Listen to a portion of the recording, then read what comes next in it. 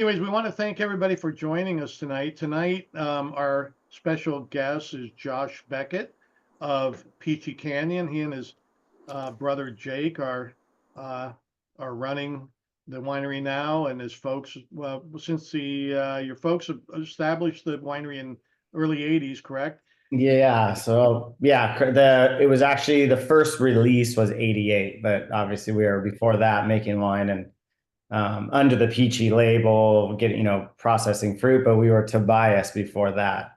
Okay. Yeah. Well, I'll let Jason get into all that, but before I asked Josh if he wanted to give us some impressions about Paso lost a an icon, a legend last week, the day before the 4th, John Munch, who founded Adelaida and later Le Cuvier. And it's unfortunate we did have him booked for January. And but I thought maybe Josh could offer some thoughts. He's been there for a long time and knows everybody, I'm sure. And I thought maybe we could get a few impressions from you. I mean, I didn't spend a lot of time with him, obviously in passing and at events and dinners and tastings and whatnot. He was an eclectic individual, very knowledgeable, very well read. Had a vision of what Paso could do in grapes and wineries before most people. He was here for a long time. I don't know, one of his greatest is it adversaries or advocates, that has followed his lead is probably Neil Collins of Topless Creek. Neil, spent some time with Munch early on in his career, taught him a lot before he, when he was over at Adelaida. Um, but John was definitely a musician and, a true musician at heart and a musician and a astrological and really, was into wine and as a living species or a being or whatnot. He was really into letting the wine make itself. A lot of wines would, he would leave in barrels for some of the stuff he would talk about would people would just you would think he was crazy, but he kind of that was his style, and he wanted to let the wine make itself. And then Le Cuvier and now with Ross Selkirk, he's been working under Munch for a while as the winemaker over there, and they've been doing really special things. And with the Kirk Landry family buying it from Munch, he got to see that through to the end, and I think that's pretty special. You get to do your passion for a long time, and the only time you really make money in the wine industry is when you can finally sell everything. And it was pretty cool that he got to actually do that and live out his dream and do everything he wanted to the very end. And it's unfortunate, but I think it was on his terms, which was good, and I think that's pretty special. Great. Thanks so much for Yeah. offering that. I know a lot of people don't know much about him. You can look up, there's all kinds Yeah, of articles on John Munch all over the internet. for sure. Fascinating guy. And Gary Everly told Jason and I when we were up there in April what a special guy he was and how funny he was and what a character, So we're kind of Uh, looking forward to that. But anyways, I'm going to turn everything over to Jason and let's meet Josh cool. Beckett. All right. Look forward to Thanks, it. Mike. Thanks, Mike. Josh, thanks for joining us. Everybody that dialed in, thank you for spending some of your summer with us this evening. And a lot of people out vacationing now, so appreciate your time tonight. Um, it's an honor to talk to one of the truly legacy wineries of Paso tonight. And Josh, I know this is a true family business, fair to say. Sure, very much so. So maybe if we could start there a little bit because we don't we for 2 years we've been doing this. We don't often, uh, if ever, talk to somebody who's running the business after um, their parents have started and initiated and run the business. So, can you give us some of that history there of how it started For and then how sure. you eventually you and your brother, Yep. if I Yep. understand right, kind of taking the reins? Yeah. Well, if I get winded and I start to bore you, just cut me off. My wife does it when we're at events and tastings. She kind of will give me the eye or I'll give you cord back. You're right, one of these. And no, it's quiet in my house right now because they're all my girls and wife, they're all out, but they'll it. start coming in eventually. They're doing their thing. But yeah, so we moved to Paso Robles as my brother Jake, he's about a year and a half, 2 years younger than I am, and my parents in around 81, 82 moved to Paso. We actually moved out onto Peachy Canyon Road as a kid, and we were like in the early days we were farming walnuts. Back, Paso historically was a walnut and almond or almond, depending on how redneck you are or hick you are. And that was it, right? It was, there's some cattle, some barley, alfalfa, walnuts, almonds. That was pretty much Paso. There was not a lot going on. We did walnuts for quite a while. And that's how through the walnuts essentially is how my parents met Pat Wheeler, who had a little teeny winery called Tobias. And at that time there was, just maybe over five to seven, 6, 7 wineries in Paso. And growing up there was not, people didn't even talk about wineries when I was a kid. It wasn't like, hey, let's go over to Josh and Jake's house and go steal some bottles of wine. Like people didn't even know. It was just like a thing, that there was just wine around a few little random spots in the hills. But as we met Pat and we would go over there. My brother and I would just play with all the other kids in the canyon because this was where Tobias was. If for those of you who are familiar with Paso, it was on the west side. It's on Kyler Canyon Road and it's where Ecluse is today. So if you look up Ecluse Winery, that at the time there was just the little Dunn barn. Now there's 2 big metal buildings, but the Dunn barn's still there and that was the actual winery. And there was no vineyards out there. There was no vineyard there. There was just field around it. And but that's where Tobias was. And we would go over there as kids and play. My dad would help and my mom, but they would help with bottlings. That was when 100% was, very hands-on from the hand fill to the hand sip off the bottle when the fill height was too high, and then put a cork in it and a glue label, and that was it. And my dad got really passionate. He kind of fell in love with it. He got the bug and he was doing side jobs. The walnut wasn't the only thing that you couldn't really make a true living. He was doing carpentry. He was in education. My mom was in education and they kind of did bounce around a little bit, but he got the wine bug, started helping Pat more and more and convinced Pat that to become partners. And he said, I would really love to be partners with you. I can help you sell this wine. When I was born in the early years, we were in San Diego. My dad had a liquor store called the Corner Liquor Store. So he kind of knew the sales end of the alcohol industry. Okay. Sorry? Was it corner with a K? With a C. Oh, okay. Oh, C. that might be in CDM. I know I've seen a corner liquor store, but with the K.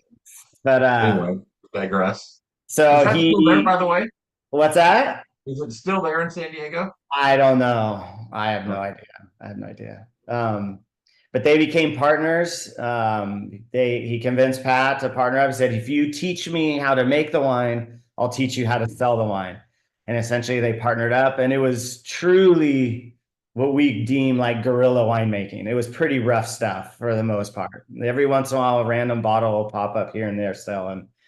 It was a cool package, cool name. I think there is a Tobias up in Napa now or something, or somewhere in the north, but What? it was Where literally did the wine. name, Go ahead. sorry, where did the name Tobias come from? Tobias. So Pat had 3 kids. He had Toby, Jed, and Kate. And Toby came from Tobias. And then he had a wine called Jed's Big Red. And then he had a Kate's Blush. And that was kind of the wines he was making. And then he had some other random stuff. But I mean, it was wine in plastic drums. We have old pictures, there's no hot water. It was pretty rough stuff for the most part, but they did it. And my dad, as they partnered up, and he would drive around literally selling it out of the back of his truck. And then they would make it together. Obviously there was no tourism in Paso then.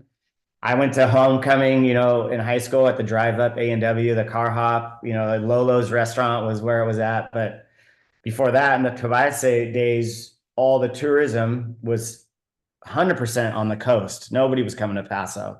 It was just gas and get through, except for the fair time. So we actually opened a Tobias tasting room in Cayucas when I was probably in maybe junior high school, and it was in the basement of a candy store.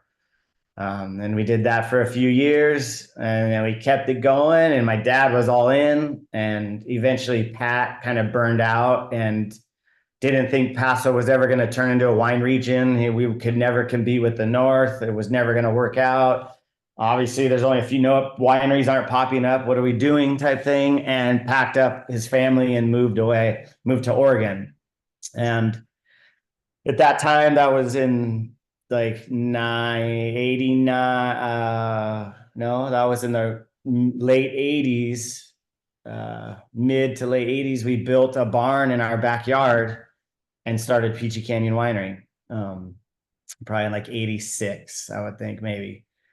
And then just kind of went for it, and then started pushing out the walnuts, got a bunch of cuttings from the old Benito Duzzi vineyard that was planted in the 20s, did a dry farmed head prune Zin vineyard around our house, and just kind of started going. And my brother and I were never put on a day of restriction in our lives. It was, if you got in trouble, then you can go. And when all these weeds are hoed, or when when all those tanks are washed, or when this or that, then you're not in trouble anymore. And that's how it went.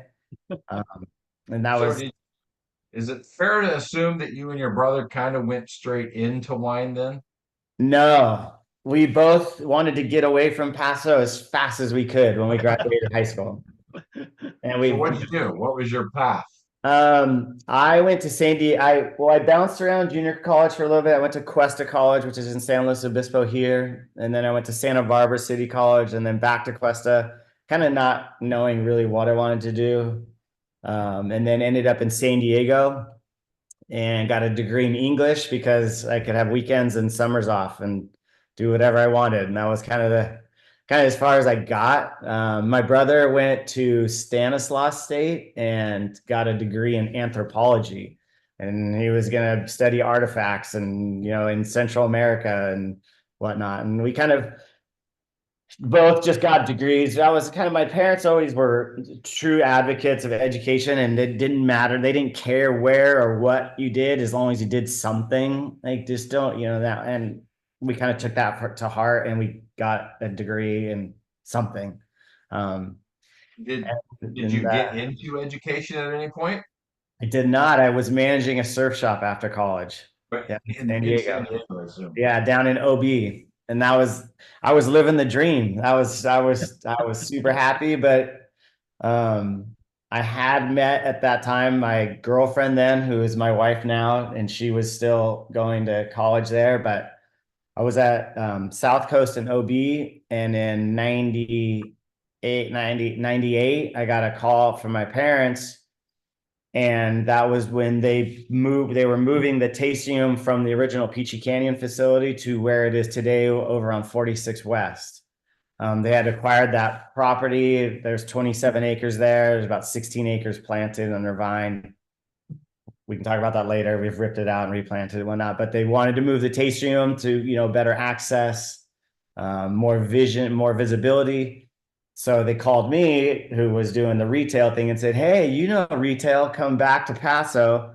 Just come for like 2 weeks and get our tasting room up and running, get the POS running, all the inventory set up and everything." And the rest is history. And here we are today. So you went back with 2 weeks. 2 weeks, and it happened to be right before harvest, and it was just my dad at the time, and he kind of said, "Hey, I'm a little short-handed." There, he had some off and on help, can you kind of hang out for harvest? And I was like, I haven't done harvest in a long time. I don't really have to go back. And stayed and did that harvest. And then kind of, I think really at that point, my, not 100% the wine, but a lot of it was the wine, but my better appreciation and understanding of the Central Coast in general and what it had to offer, and the winery as well. Like all of it, whether it was the wine part, you don't want to do what your parents do. At least most kids that I know don't want to do what their parents do. And I didn't want to do what my parents did. And I didn't want to live where I grew up, right? But I didn't appreciate what it is here today or then. But when I came back during that time after living in San Diego and then seeing what was here, I kind of, I don't know if it rekindled a fire or I just grew the appreciation. So harvest was fun. Ended up at that point towards the end, got a little bit of the wine bug and wanted to kind of stick it out. And there was plenty of work to do. And kind of same thing happened to my brother after he graduated, essentially. Was your dad a self-taught winemaker? Yeah, so between what Pat taught him and then what he did online, and weekend classes through UC Davis, and then other winemakers locally, as I'm sure you've been told by different winemakers from Paso, it's an open book. Anybody you talk to here is willing to teach and share. So, one of the special characteristics of Paso for sure. Yeah. And then and he learned a little bit more. After when I was still kind of in the cellar, as I learned hands-on, kind of like he did. And then we had a fellow come along later as we got a little bigger by the name of Toby Shumrick. Tobin James. I'm sure some of you have heard of it. We helped him get, in lieu of pay, helped him get his label started at our facility when he was just getting started. So he had worked for Gary Everly before that. And so he had brought some stuff to the table. And he used to make my brother and I slave for him when we were young, before we could drive, like to get a ride to town or anything, because he lived in town. He would always make us help him and do stuff in the cellar just to get a ride. And then a guy named Tom Westberg as well for a while. And he had worked with Tom Myers out at Castoro and had some larger volume experience. And then another fellow by the name of Robert Nadeau, who had Nadeau family vintners for a long time. And then he's been out at Opolo, kind of wrapping up his career. And they all brought stuff to the table, and everybody brought, a little education, a little knowledge and whatnot. So Josh, I'm going to go back and dive into some personal stuff here, and then we're going to move back to the business after that. Yeah. Obviously, you were a surf fan. Do you still get out and surf now in your free time? I do. I actually have lived in Morro Bay for the last 19 years. So I commute back and forth. I live on the coast and with my family, my two daughters and my wife, and it's been good. The ocean is our draw and it's our outlet, and it's I've still continued to travel the world in lieu of, if we're not going and trying wine stuff. I was in Indonesia for like 3 weeks this year, chasing waves, and so yeah, and I went to worked in Margaret River, that's later on down in the story of my career, and there was good surf there in Australia, and so yeah. How does Morro Bay compare to San Diego for surfing? The water's a lot colder and the sharks are a lot bigger. But there's a lot less people. So that was one of the other things, the drawback. It's a lot less crowded. Right. But it never gets warm. We can never not wear all the rubber, the full suit and the hood and the booties. That's a drawback. That my wife doesn't like that. She likes the warm water, but that's why you travel internationally for surfing. Exactly. That's to go find some warm water and take a break. And not that it's warm water, but is Portugal on the list? Portugal is extremely high up on the list. Yeah, I really want. That's a bucket list. Would you do, what is it, Nazare? Am I saying that right? Yeah, Nazare. Yeah, the Nazare. Yeah, no, that's out of my league a little bit. That's a whole nother level. We watched that show on HBO. That's nuts. Those guys are easily. They're gladiators. They're literally, they're like, whatever, they're today's gladiators, essentially. Those guys, they're nuts, and gals. There's a few gals there. It's Right. crazy. Yeah. I mean, 100-foot wave, that's insanity. Yeah, that is a good show though. It's interesting to watch it, what the passion is Yeah. really what it is. It's a With life, with a lot of risk. a lot of risk, but it's definitely a lifestyle, and it's a dedication that a lot of people don't have to anything, and one thing in particular, mentally So and physically.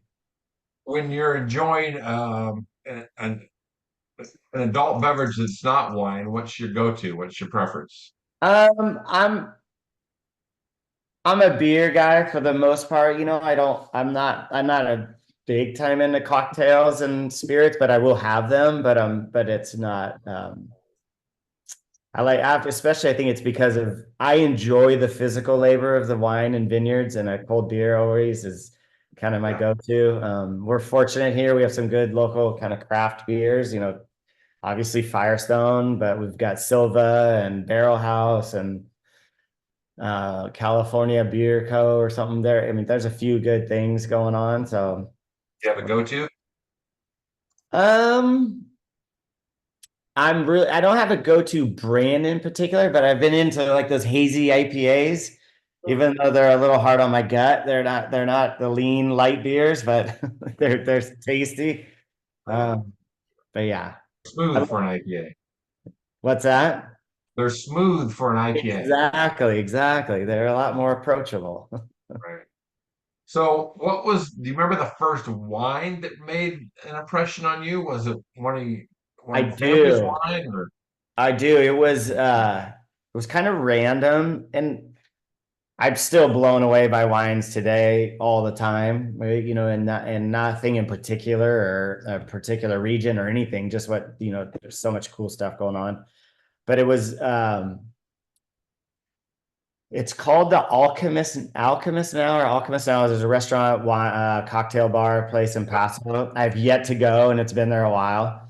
But back in the day when it was Via Creek, Oh yeah. my good friend Chris and Joanne Cherry, and when that was like in its heyday, that was definitely the hangout for the whole all the wine industry. And my wife and I were having dinner one night, and it was a 97 D'Armberg, the Dead Arm Shiraz. That I don't know why. I mean, I knew why. I think it was because of what the fruit, the texture and the fruit and the density that it brought after I had just been raised on Zin, right? And Right. and it was just it had such a different flavor profile and aromatic, and it wasn't like it was the best wine ever, but it just opened my eyes to like what wine could be and how to when you're a kid and your parents are telling you what to do or how to do a job, you kind of just and if I hadn't traveled the world at all for wine.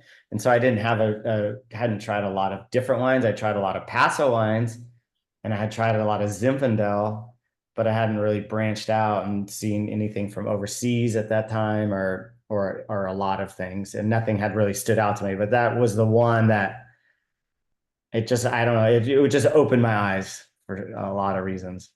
I like that. Australian, I assume, right? Yes, yes. Yeah. And I think that's our first Australian wine for this question. I appreciate that. And I get it, like especially for the region where Syrah has become so big.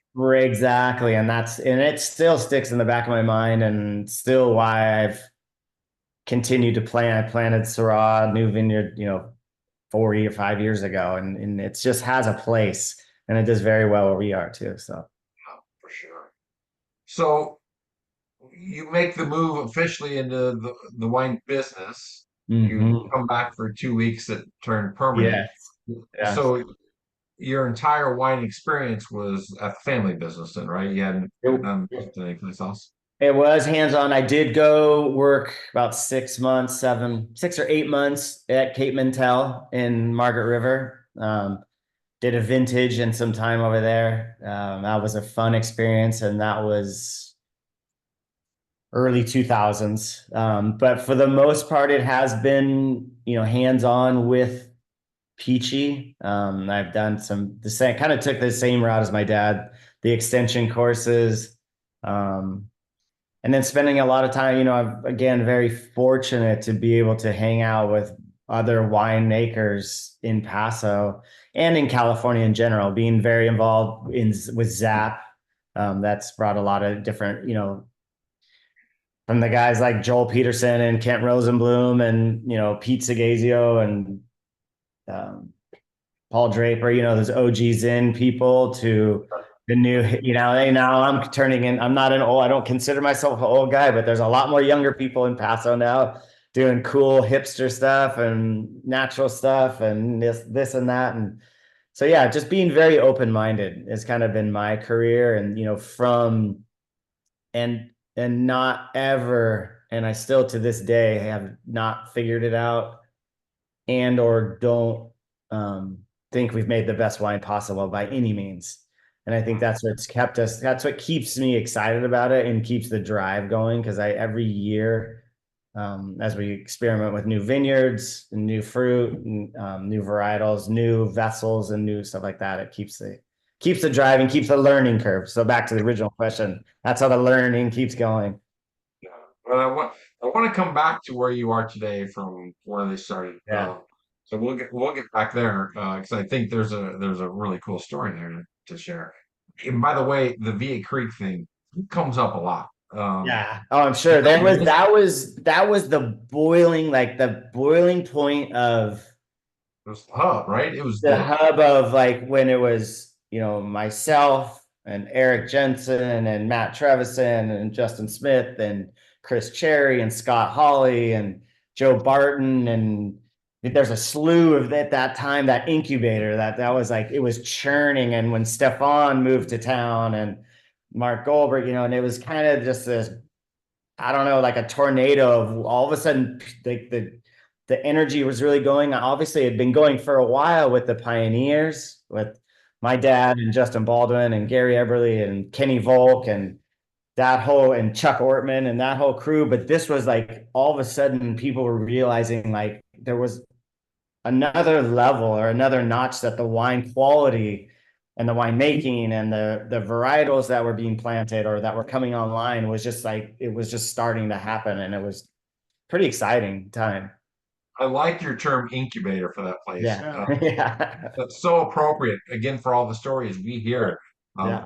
Everything that happened at Via Creek at the restaurant and all the connections and the wine discoveries. And I miss that place. That was always a Me stop. too.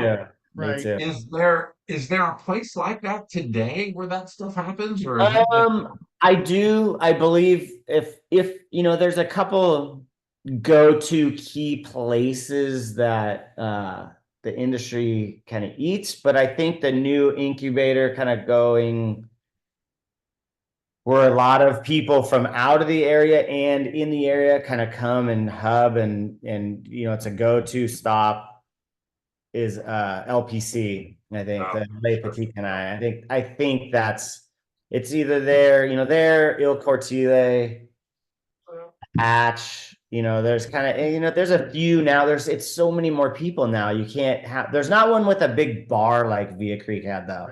Right. That was the defining. You had the dining hall and then you had the bar.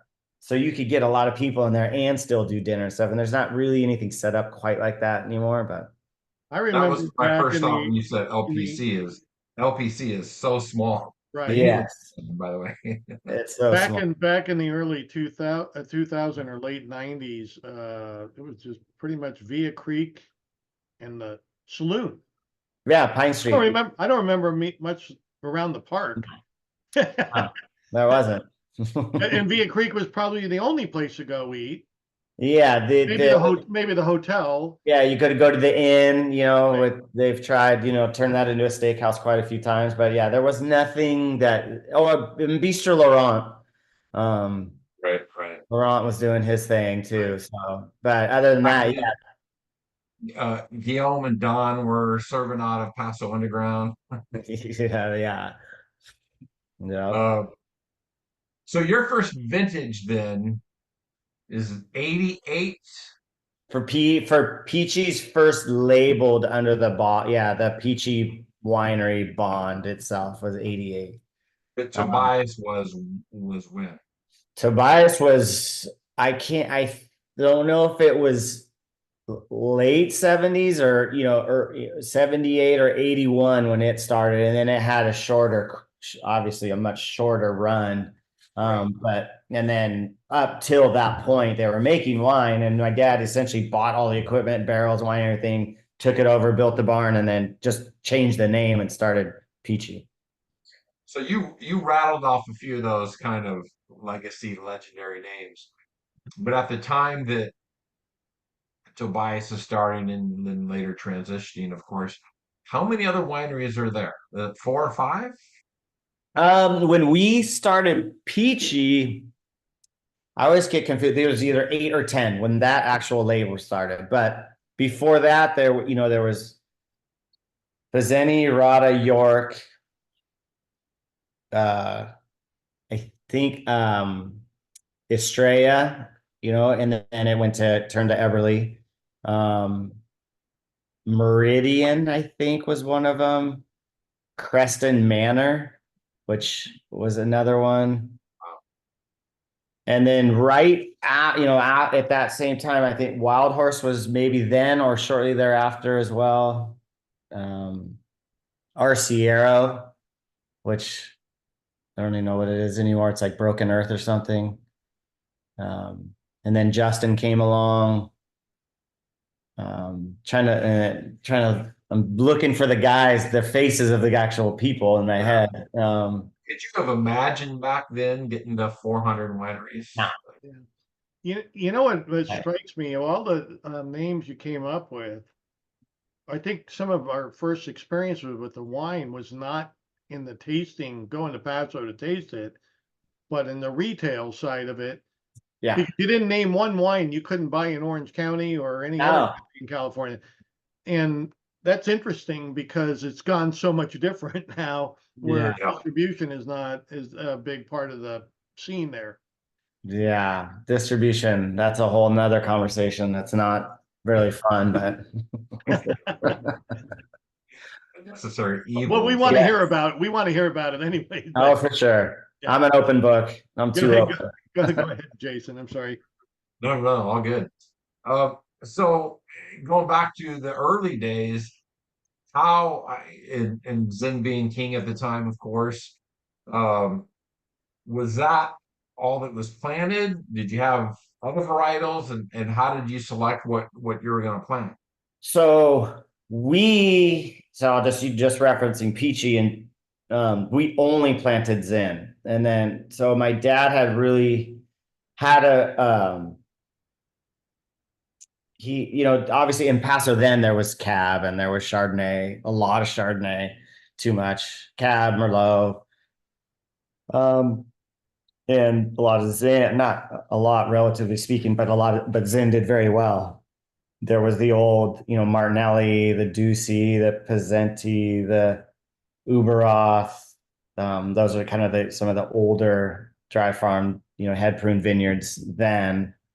But he just had a love affair with Zin. He became good friends with Benito Duzzi, Janelle Duzzi's grandfather, kind of a legend pioneer, from, Benny and his brother Dante, when we were getting Benny's fruit, and the fruit was a lot more affordable back then, or if you could, you could actually get it. It's gotten a lot more expensive, or if you can even get it. But he really liked Zen, and he saw how Zen could survive being dry farmed, and that really, he just got a bug, and he really, liked it. And then he did more research, and as he did more research, found out about California and how, it's pretty much, it's California's heritage grape, and then how it was up and down the state, had survived prohibition and survived. It's been here for over 100 years, and it did very well. And so he just kind of ran with it. he would buy a little odds and ends here and there, you know, a little cab franc.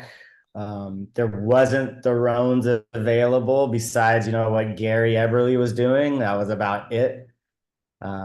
Just some Bordeaux's and Zin for the most part, and it worked. And then kind of the rest is history. And then as he befriended, kind of not looked up to, but Joel Peterson and Kent Rosenblum, and kind of took him under his wing and kind of showed him what they were doing in the north, and he just got more and more excited. I give him shit now. I'm like, because now it's hard. I'm like, why did you do all this Zin? Why did we buy ranches and plant Zin? And now it's like, it's hard to sell. And but at the time it really worked. You know, it put us on the map for sure. And you know, So and how the transition of the vineyards go to the additional now, so we definitely still I think my brother and I are probably the only two people in the last 10 years and definitely 5 years that have actually planted Zin on the west side. I don't know anybody else that's planting any Zin, and for right reasons. Not that it doesn't do well, but it's just a harder sell. We on 46 West there, where we moved to the tasting room, that was all Cabernet at the time. Cabernet and some Zin, and we've since removed that and did put in a heritage block that we work with UC Davis, and where we have 20 clones of Zin, and we put all those in there, and then we put one clone in particular that we really like the majority, and then we planted Malbec. And then my brother at his property, he put in Primitivo, and then put in Cab, Petit Verdot, and Petite Sirah. In my vineyard, I have that in the Willow Creek. I put in 3 different clones of Zin, and I did actually an own rooted block of Zin of Uberoth. It really might not be the smartest thing going own rooted with, for mealybug and viruses and whatnot, but kind of gamble. If all these old historic vineyards could survive, why couldn't one be put in now? And it was a blank slate. There was no vineyard there. So there was nothing that you were battling or, any other vineyards diseases there prior. And then I did do the rest with Rhones, with Carignan, Mourvedre, Syrah, Grenache, Petite Sirah. And then go ahead. Continue, please. No, I'm sorry. And then around the winery, the facility, we have Zin and Cab. And then I did the 30 acres of dry farm stuff there. We do have a couple blocks of Zin of different clones, but then we have Mourvedre, Grenache, Syrah, Carignan, Counoise, and Malbec there. Wow.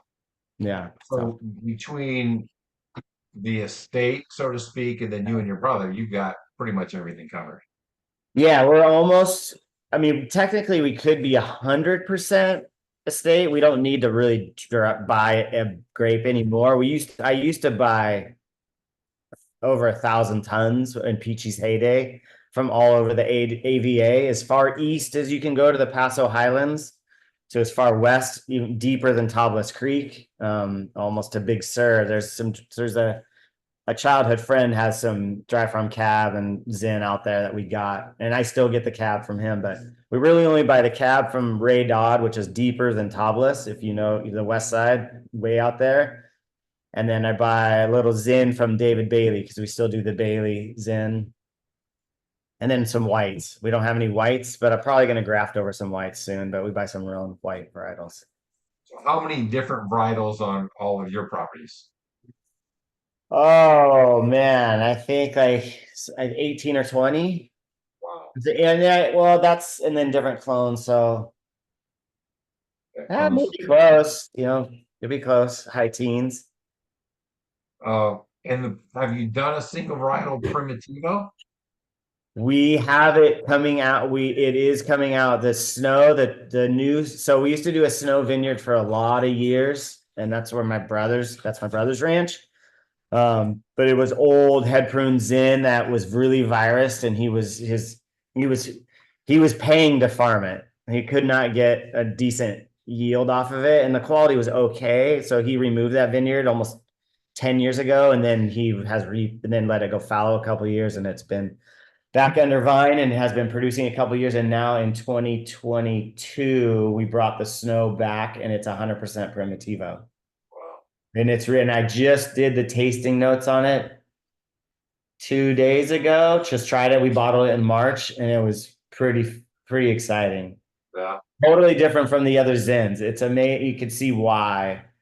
That'd be cool. Yeah. Kind of side by side with one of the Yeah. Zins. For sure. At Several of the Zins. Peachy Canyon's height, how many cases of wine were your folks producing? Just shy of 100,000. Yeah, that's a lot. Yeah. Yeah. Oh yeah. No, it was, and we still have a family winery, right? We don't have gondolas and overhead static stainless lines everywhere, and we don't bring in 5-ton box. You know, we're still hand picking everything. We are picking almost 1,500 tons by hand, and still processing like we processing 5 tons or 20 tons. It was kind of overwhelming. I had a lot more energy then, so I guess that's how I could pull it off. But we would go 17-hour days. At one time we went 7 weeks, I think, without a day off, during harvest, and it was just too much. And we were just losing focus then. And a lot of the lion's share of it was to make that our incredible red, which has put us all over the globe, because of the value and the price. But at the same time, it was taking all our hours and our energy when we were losing focus on the quality stuff, the more expensive, the better wines, because we had to make this $14, $10, whatever it was at the time. So it was an interesting journey and an exciting time. It was crazy what we were doing, but it was a little overwhelming. Are there any grapes that you want to add still to that wide selection you already have? Yeah, so I would really like to plant some Cinsault. I would like to graft over at my property, probably some white, or either Rhone whites, maybe some Vermentino. Nice. Or maybe some Claret Blanche. I would like to do some Graciano too at one of the properties. Oh, yeah. What about Tempranillo? Tempranillo, absolutely. I was talking about that today. Tempranillo and Zinfandel go very well together. In my chronic days, when I was doing that, when we started that, and I did some Zin Tempranillo blends that were pretty phenomenal. I didn't realize you had started Chronic. Chronic was a fun wine. Yeah, that was my brother and I started that, and my wife and his wife, started that, did that, and then sold it, and worked for the company that bought it for 6 years, actually. That was my corporate. I got my master's in corporate wine making and wine world, and traveling with them around the world selling chronic. And then I would that company did a lot of private label stuff for from all over the world, and do some of that. So what was the reason for starting chronic? It just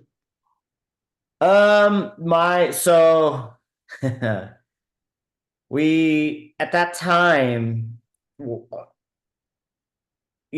brother and I really had I really had a patch. So I've always been on the production side, and my brother, when he came back, he was on the vineyard side.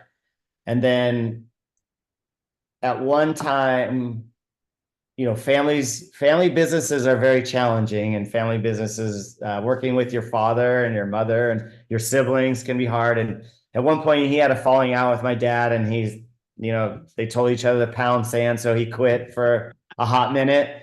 And then when he came back, my dad's like, "You're not in the vineyards anymore. You got to learn how to do sales."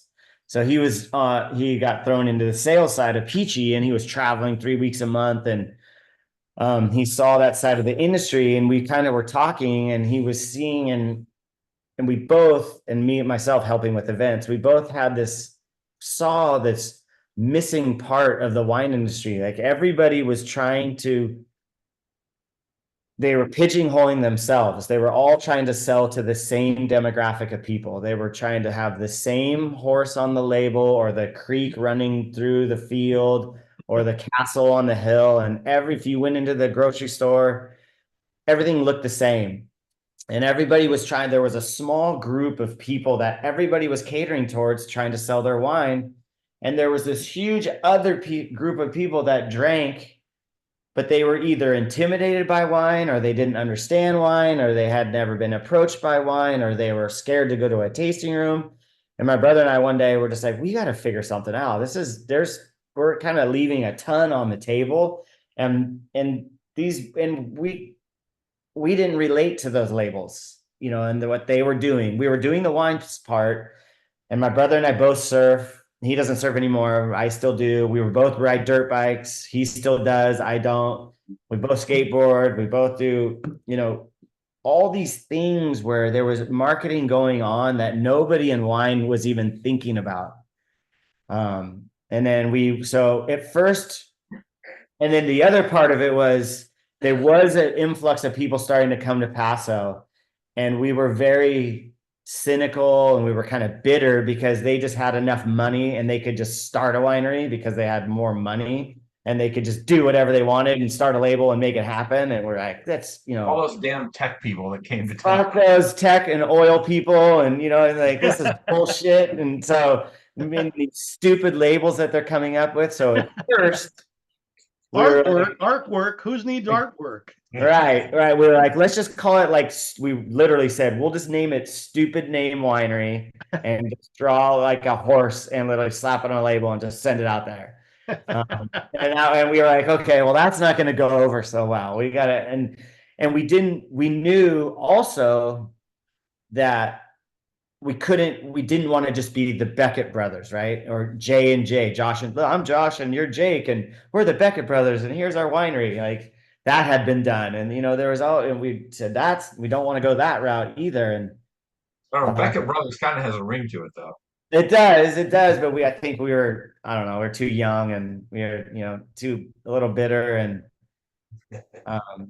so we wanted to do something that we could relate to, and that was more unique. At the time, it's with Chronic, the only thing I can really hang my hat on, besides I did all the wine, but my brother he's more witty than I, and he's a total smartass, and he came up with all the names of all the wines, the Sofiquin Bueno, the Dead Nuts, the El Perfecto, and Ricardo Grande, and all that. And he's got a laundry list on his phone still. He still comes up with random names. But I threw out Chronic Cellars, and we were sellers of the Chronic. Dr. Dre's album, that the Chronic at the time, was selling more. I think it has sold more rap albums still, probably to this day, in the history of rap music, or for sure, at least at that time. And then we had a childhood friend, Joe Calionzis, who we really liked his artwork, and we're just like, hey, we want a skull and something like this. And he just drew a skull, and the first wine we were gonna call was the Shiznit. We're like, okay, now that's kind of stupid. That's kind of pushing it too far. And then we did Chronic. We literally did Chronic Cellars, and then the first wine we didn't even give it a name. It was just a Petite Sirah. We tried to get my parents to invest. They said no, because it was a stupid idea. But my dad said, here, you can have those 40 cases that you did of Shiners. You can do your little idea. I'll give you those 40 cases, and you can do with what you want and think you can sell it and do this Chronic thing. And so we made crack and peel labels, and we slapped them on it, and then took them to J&L here, the local distributor, and kind of the rest is history. That's funny. I mean, with your history there and all the different wineries that you've seen, what are some of the other labels today that you're a fan of? Oh man. So I am a fan of Saxum's labels and his artwork, only because that is Joe Calionzis, who did our original Chronic artwork. Saxum is the only winery that he does now. He does his own stuff, but he does Justin's and Heather's stuff, which is cool. I like, Chris TG over at who started Four Vines, who is now Anarchy. He does some cool kind of stuff. Um, trying to think How who about else. from?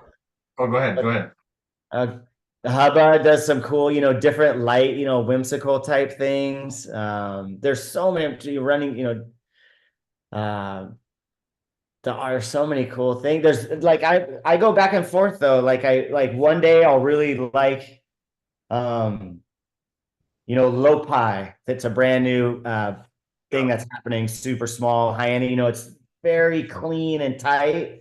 And then I'll like, Anthony Yaunt's Royal Nonsuch Farm thing with, it's just kind of out there and kind of different. And so I go, but there's a lot of cool different stuff coming How about from a in. wine perspective? Who's some of your favorite wines to drink in the area now? Um, so yeah, it depends on the night. My wife is really a fan of a lot of the low alcohol stuff. We love the topless wines. Yeah. A little more elegant, a little more refined. Um, what Stolos has been doing even before Raj over in Cambria. I like their cool climate stuff. I like the Stoltman stuff down south. Oh, yeah, Um, yeah, Santa Barbara, but in Paso, I love, I'm a fan of Matt's stuff over at Lene Colodo. yeah, sure. Joe Barton's his Barton family stuff. He's got some cool new things coming. And good wines to this day. Scott Hawley, Scott and Vaquel, we like their wines. Their Paso wines I like them. They're big for Gibbsy for my wife, but she still loves them. But the Chard and Pinot they're doing from down south is phenomenal too.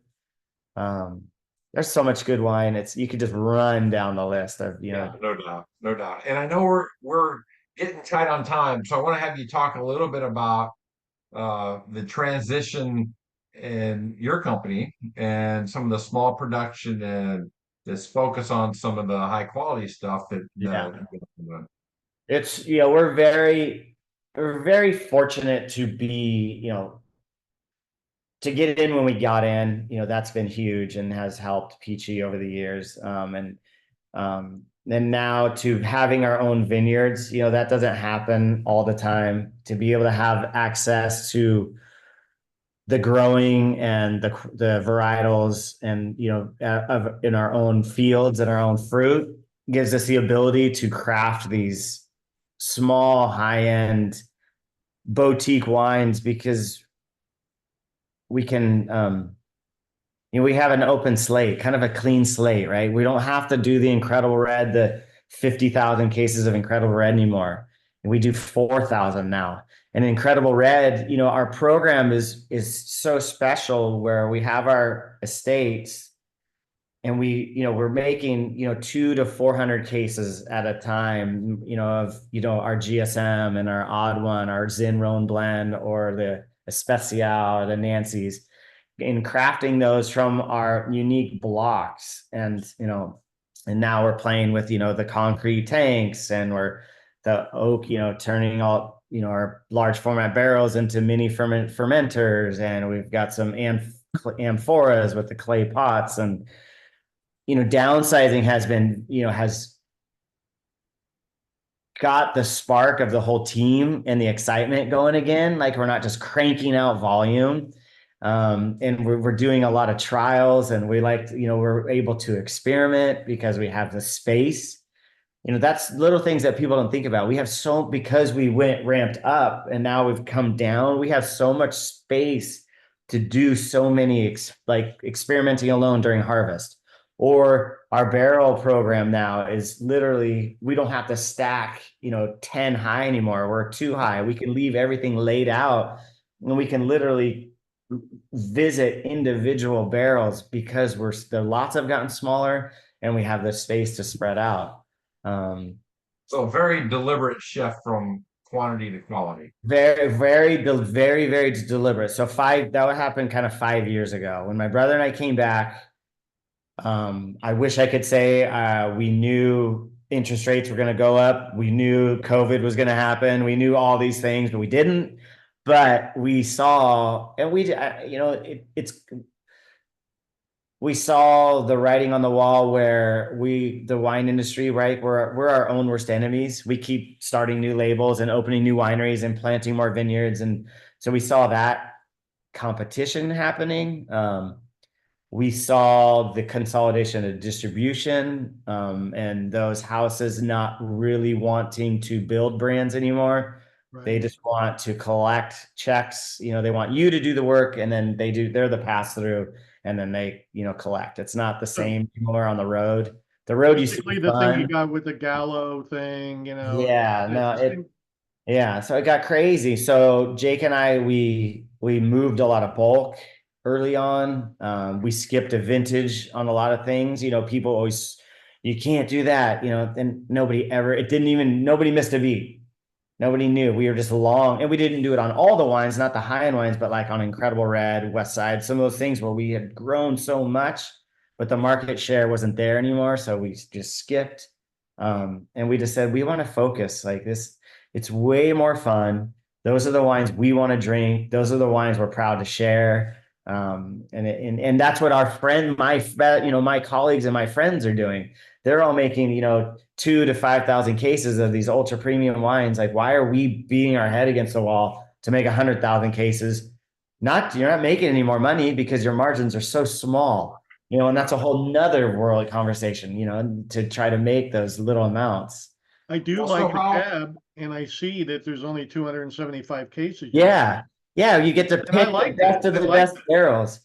And then the best of the best barrels, and that lot is still a really good lot. So what doesn't go to those 250 cases goes to our Cirque de Vin, our Bordeaux blend. That's only like $20 or $25, but Right. it's still ultra premium wines because we have the ability to do that. Same with Incredible so, Red, same with West Side. Our high end, the Especial, what doesn't make the Especial goes to West Side. What doesn't make the West Side goes to Incredible Red. So it's still high quality stuff. We're farming everything organically. We're my Thibodeau vineyard, which is the Willow. I just got that certified organic, and I'm doing all the other ranches the same. And because we have the time and the ability to, and the resources now. so Josh, 5 years ago, you guys make this decision to shift focus, Yeah. and then you win last year wine year of the year. Does Yeah. that feel like, we made the right decision? Validation. Yeah. 100%. Like it was, it's an attaboy to everybody, to the team, to the vineyard guys, the whole staff, you know, everybody plays a part. And I think it was what kind of like, we were talking earlier, like a lot of people today that come to Paso, you drive by Peachy because it's been there for so long. Like we have so much history. Sometimes it's good, sometimes it's bad.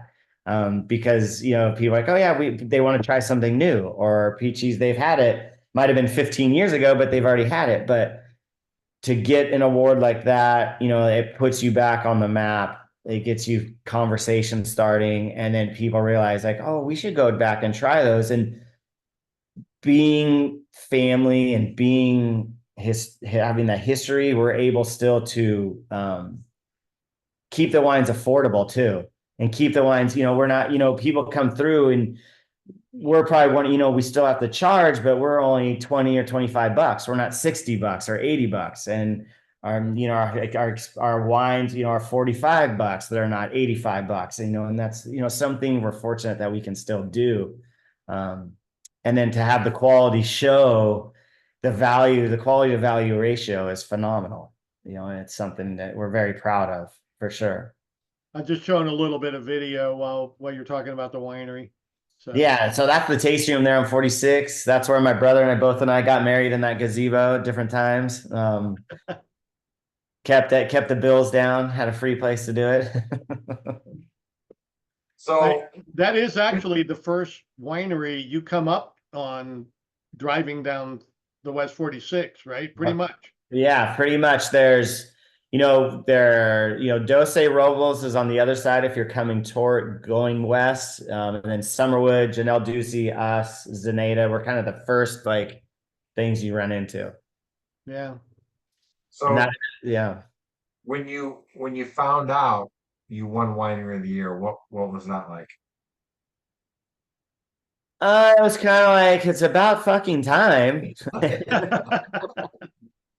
Um, no, it was really cool. It was, and that's a hard, and it's not to win Winery of the Year. There are some, you almost had to play the game, right? And we had never done that before. We had just always submitted a few wines, right? And just kind of like, see what you got, and it's same with critics, whether it's Jeb Dunnick or Owen Bargreen or James Suckley, whatever, you want to put your best foot forward. Where with the fair to get Winery of the Year, they count the amount of medals and they count the amount of certain medals. So you submitting more wines to get more golds or double golds, best of class, best varietal.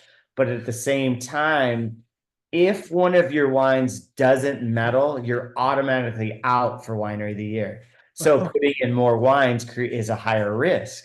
So there's like, where do you like, how many do you submit? You want to submit as many as you can, but you don't want to submit anything that won't medal. So yeah. That's impressive, and And congratulations. yeah, thank you. And it was a couple wineries have won it once or twice. I think Cass and Halter Ranch maybe have both won, but I think Eberly won it this year for the first time, I think, and I don't know, maybe first time, but I know they won it. It's coming out. I don't know if I'm supposed to even say that, but Eberly's going to get it this year, and it's We're pretty all cool. insiders here. Yeah.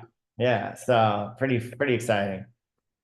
Nice honor for Gary. Absolutely. Like, guy's a legend. Like, he's done more, people can't forget, right? Without the forefathers, the grandfathers, the godfathers, they wouldn't have the opportunities that they have. And, he was here before us and we were here before them. And, and everybody's played an integral part of bringing the region up and creating it and putting it where it is today, for sure. We're gonna meet him in October when I'm up there, but I'm Good. sure we'll hear all about it. I'm sure you will. That he's a talker. He's a good guy. He's got a great team as well now. And Right. you gotta bring in young blood and young energy. And Chris Eberly, his no relation, but his winemaker now is doing a fabulous job. So that's good. Good guy too. Yes. Well, Josh, I know we've gone a bit over time with you, but I want to give you an opportunity to share anything else you want to share about your business, about your wine club, about anything else before we. Please come and visit us. If you're ever out our way, or if you could share with everybody, the tasting room and whatnot. I don't know if anybody's going to be out in August. On August 3rd, we're having an event at the winery, which is not the tasting room where we're looking out in the barrel room, but it's a summer soiree where myself, representing my wife and I, our new little brand called Thibodeau Winery. You can check it out online. It's myself and then Kip Lorenzetti, who's the winemaker for Chronic Cellars that took over for me. And then Drew Phillips for Peachy Canyon. And we're doing a kind of event, the three of us, three different wineries, different winemakers, food and whatnot, and we all make wine at Peachy. So what we showcasing the similar varietals, but how we like to do them differently. That's gonna be a fun event on August 3rd, from 1 to 4, and there'll be food and whatnot. And yeah, wine club, super awesome. Phenomenal spring and fall. 6 bottles, 3 Zins, and then 3 Rhones in the spring, and 3 Zins and 3 Bordeauxs in the fall. We do Malbec and the Bordeaux blend and a Cab blend, and then we've got our GSM, we've got our odd one, which is a Zin Rhone blend. We do 100% Petite Sirah, 2 Petite Sirahs from the ranches.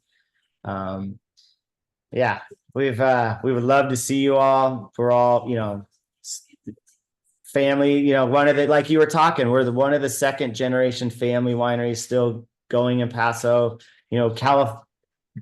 The United States has very short history of wine compared to the rest of the world. So to be second generation, in Paso is pretty cool. We are seeing a turning of the guard. There are other wineries who started in the 90s that don't have a second generation to come in and take over. And so you're seeing some winery selling now. It's a shame because that makes the cost go up for everybody. It's crazy. Yep. It just going up. Like Terry Hogue, Terry came, he was another one of those that came in that incubator time at Via Creek. And now I think this week or next week, that escrow is going to close, and him and, his wife, they're moving on to new thing. Their kids didn't want to do it. So that brand and that era is over, and that's happening. But here we are, my brother and I and our families, and keeping it going. Anybody Yeah, notable buy the property? No, it's somebody with too much money and needs an awesome tax write-off and wants to live the dream. Yeah. That's a good place there. It is, and they're gonna lease it out. They are eventually, I got some insight on that one. They're gonna lease it out to another local winemaker who I can't say, but who's starting his own little side label, and they're gonna let him lease it and do It's not that Phil, there. is it? What's that? It's not Phil. No, it's not Phil, and that's who I thought. I was hoping it was Phil because he knows that place in and out. Right. I don't think he could swing it. That's not gonna be cheap, but Right. and then Windward is another one that's closing for any day now if it hasn't as well. So it's just happening. It Right. happened. Well, Josh, I want to thank you again for what you've contributed to the region and for your time tonight. You were an absolute pleasure to talk to. Yeah. Thank you. I appreciate everybody's time. And my wife just poked me from across the room. You can buy tickets for those events online at our websites, at our Instagram, even Peachy Canyon, or Chronic Cellars or Thibodeau. So Shameless self-promotion is welcome here. right. Yeah. Well done on your wife's part. Somebody's got to do the sales and marketing. We do have some questions if you can hang with us, though. Absolutely. Okay. Yeah. You want to start on those, Jason, or do you want me to do it? Let's see. Yeah, sure. Let's see what we got in here. Do you have children? Are you raising them to work hard and beg for rides to town too? Yes. No. So my girls, moving to Morro Bay was the best thing I ever did with my wife to raise our family. I have one daughter that's at UCSB, doing environmental science. And then I have another daughter that's a senior in high school. They both have put in their time in the vineyards and the winery. But raising kids in Morro Bay, they become very soft when they go over the hill to Paso to experience the heat. They don't like it when it's hot over there this time of year. So it's hard to get them to come over there. I don't, we'll see. We try a lot of wine.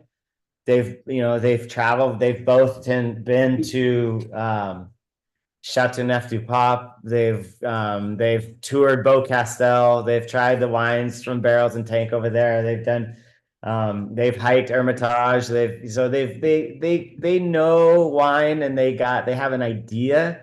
My brother's kids kind of saying it's kind of one of those things at this stage still, they don't quite want to do what their parents do, right? It's work. So we try gentle nudges. Did Neil hook you up with Beaucastel?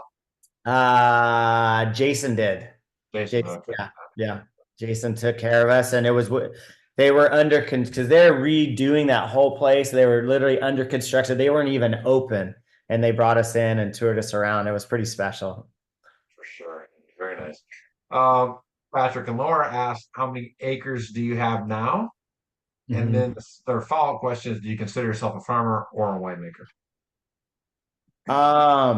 So we had 5 ranches. We sold one of our vineyards last summer.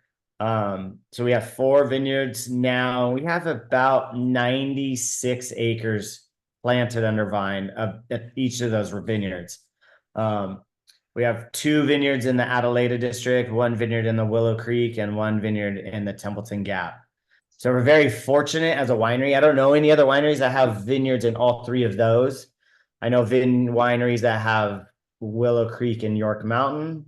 I know some that have maybe Adelaida, Templeton Gap, but to have all 3 is pretty cool, pretty exciting. And whether I think I'm more, I really like to work in the vineyard a lot. I do obviously love the winery, but I think I don't know. I'm in the middle of both. Like I find myself a grape grower for sure. Yeah. It's a passion, and I really like enjoy it, but I do enjoy the wine. I love blending. I love tasting all that stuff. At the end of the day, you got to be good at both to make a good product, right? Yeah, at least you got. I mean, the vineyard side, you got to know what you're looking for and what you want and how to get there. You could tiptoe around, blending and wine and stuff a little bit, not the chemistry side by any means, but there's, Paso is such a unique place because it is a, with our Mediterranean, climate and our soil and our rainfall and, it's an easy place to grow really good grapes for the most part. But when you have vintages where you have heat waves, droughts and whatnot, you got to know you got to be able to pivot and be able to know what you're doing. And like in 2022, that was a challenging vintage. That was hard. On that note, is there truly an even year jinx now? Um, this year so far, besides the last 2 weeks, was shaping up to be a phenomenal vintage again, like Right. Here 23. come the fires and the 100. Right, but so yeah, we had this heat wave early. I've seen some very unfortunate sunburn in some varietals today when I was out looking at stuff, and damage and Petite Sirah in particular, where it literally looked like you took those green clusters and set it in a microwave and turned it on, and they came out and they were like little purple popcorn, corn seed. And on the vine in the shade, even it was just so hot they just kind of Oh, Oh, but so yeah, you got to know a little bit of everything. I think to do it really well, you have to I mean, you don't have to own a vineyard to do well in the vineyard, but you definitely have to spend time in the vineyard. Gail asked, how do you differentiate Zin from Primitivo? She thought they were two names for the same grape, though very similar. They Definitely. are genetically they are essentially cousins. I think the DNA makeup is very similar. But on the vine, the biggest thing on the vine, the berry size and the skin thickness, for the most part, Primitivo is a lot smaller berry and thicker skin. So color is a huge factor where you can really see like Primitivo is much dark. Like if you looked at the snows and then you looked at our Nancy's view, which is like 100 Ducey clone Zinfandel. Color wise, you can see like that Ducey has more of that lighter red with that little bit of fading out to bricking as it go out. The hue starts to taper out in the glass, where the Primitivo has more purple to it. And so the berry and the clusters themselves, the berries are a lot denser, where on a regular, more traditional clones of Zin, using Ducey again, or Uberoth, or rock pile or something, the berries are a little bit bigger, a little juicier, and the skins are a little thinner. Those are the basic most things that differentiate them. Well done. Good explanation on that one. Yeah. Laura's asking, what year did you start downsizing the production? I think you said about 5 years ago. Yeah, so what's that, 2019, something like that? Yeah. was it a gradual or just? No, it was like, this is not working. We need to start now. It was like, oh, cut it off. And we were having. So what did you do with all the fruit then? Do you sell it off or? So fruit, we did not. So yes and no. So we have our 4 estates. We have the Snow Vineyard, the Mustang Springs Vineyard, which is where the winery is. We have the old schoolhouse vineyard where the tasting room is, where your video was. And then we have the Thibodeau Vineyard. And then of those 4 vineyards, I sell off the Thibodeau vineyard. I sell some fruit to some other producers locally. McPrice Myers, Torin, Top, Hubba, and then the rest goes to Peachy, and then everything else that we've kept in house. And then those early years I would keep it in to keep tanks full, right? Keep the bank happy when they see inventory, they see gallons, they can put a dollar amount on that, so they're happy. Or, they'll let you keep your loans. And then I sold a lot of it as bulk later, Right. by the gallon. To a lot of it. Interesting. Yeah, I have a good connection. Niels Utzon over at Castoro, he does a lot of, high volume stuff, does some private label stuff for Trader Joe's and some other things. So he's always been he's always helped us out. And if we have, he doesn't like to pay a lot, but he can take a lot. So it moves stuff, it doesn't, eventually it's going to go old or it's going to be out of vintage and nobody's going to want it. So you got to be willing to lick your wounds, and be happy with what you can get sometimes and just move on. Right. Well, Josh, appreciate your flexibility with the time. We got one more question from Dave. It's an important and scary question. He's hearing more about the spotted lanternfly. Are you seeing any eggs in the area? No, not yet. I have not. Yeah, no, I have not seen anything, heard anything. I have a PCA on, what do you call it? I don't know. He's a monthly, I pay him a monthly fee to be him and his staff out in our vineyards. It's a by the acre deal. So we're getting reports weekly, monthly, if not weekly, and they're out there looking and scouting all the time. And we have not seen anything. Right. Good news. Hey, Good news. hey, Jason, pro tip. Okay. And we'll squeeze this in if we can, Josh. We appreciate I don't know your if I have a pro tip. flexibility. It is a favorite question. If you could share a pro tip with the group, anything that you could share that might help people watching with how they purchase wine, store wine, and consume wine. Anything that you can think of.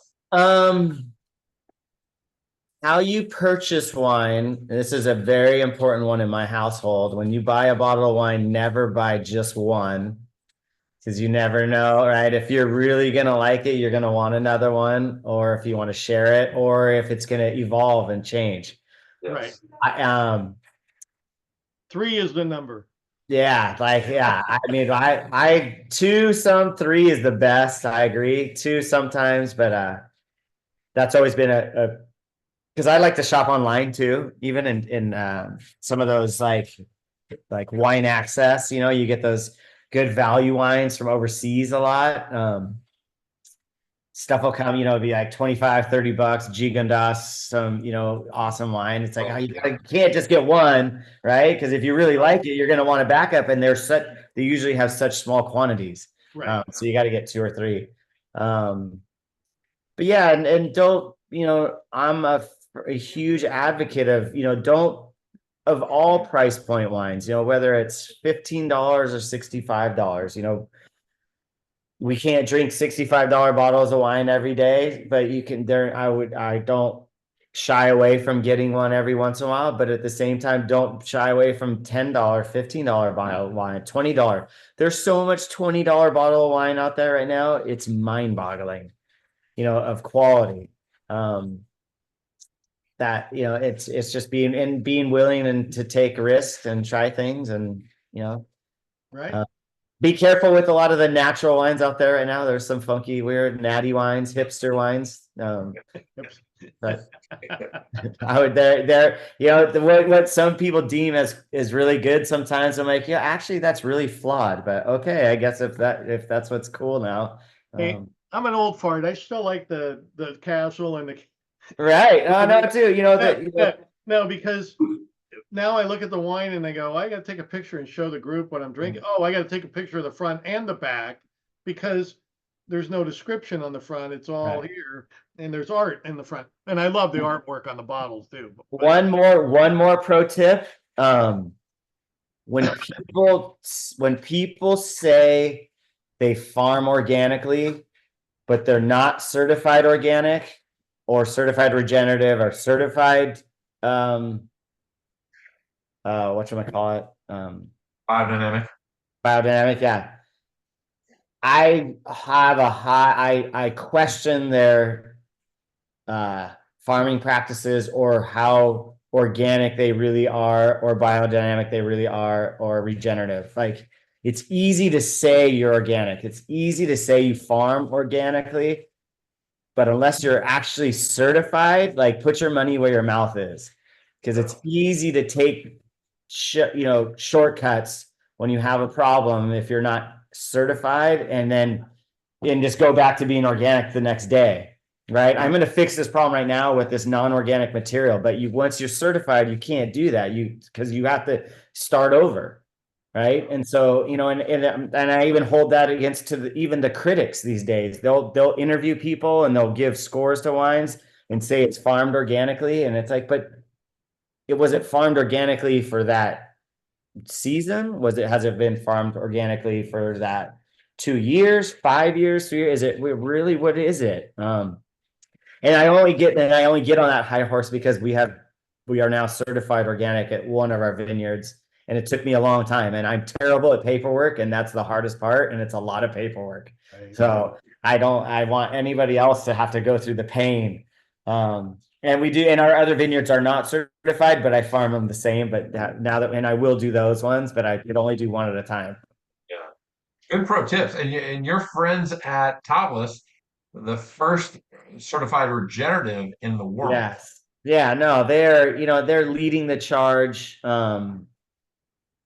Jason and Neil and their whole team out there, they're in what's his name, managing the vineyards. They're doing such a good job, and doing alternative packaging with the box wine now, and they're really stepping it up, and it's really cool. They're doing some cool stuff. Well, Josh, one last comment to me, then I'm gonna turn over to Mike. I haven't had a Zen in a while. I don't know why, but I had this one this evening and loved it. Really enjoyed it.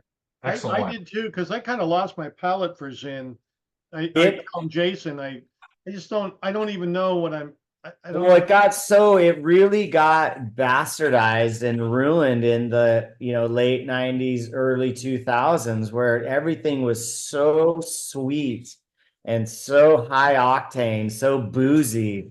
And they're still out there, but it can be done proper. It can be done with structure and elegance and sophistication, and be approachable. And I'm drinking oh, sorry, go ahead. No, and it has a place. It does have a place. It's just getting back. It's going to take time to get it back to in people's houses again, where it used to be. But we want to do it with good wine, not the sweet headache stuff. And my last experience with Peachy always been Zin. A friend of ours brought Peachy to us, and it was always Zin. Right. I was curious, so I opened both so my wife and I could taste them. But I really, there was something, the fruit, the freshness up front on this. The cab, yeah. Really, really evident, Yeah. And so I really like this. We have our cab and our Malbec. We do 100% Malbec, our Misbehave, and we have Malbec planted at 2 vineyards, and it's phenomenal. And this is not $65. This is less, right? Yeah. Yeah. People should go and visit. Yeah, come visit us. Check us out, peachycanyonwinery.com. Come to see us at the tasting room. It's good stuff. Follow us on Instagram, all that good stuff. I'm not a marketing person, but everything you're supposed to do. Well, Josh, thank you for your time. Thank you, everyone. I appreciate it. Have a good weekend. You did a great job, Josh. You were very fast. Thanks. Well, we'll be in a year or two, when you get through all your people that are booked out, look us up. We'll do so. We'll be back. Yeah, count how many Paso Robles wine fanatics come through there. That's all right. I appreciate it. And then we'll come and see you when we're up there. Thanks so much, Jason. Appreciate it. Everyone. Anybody want to hang on? You can hang with me and for a minute, and have a good evening, Jason. See you guys. Bye. Bye. So what Zen are you drinking, Mike, that you and Jason both were drinking? Give me a second here. I'm stopped recording the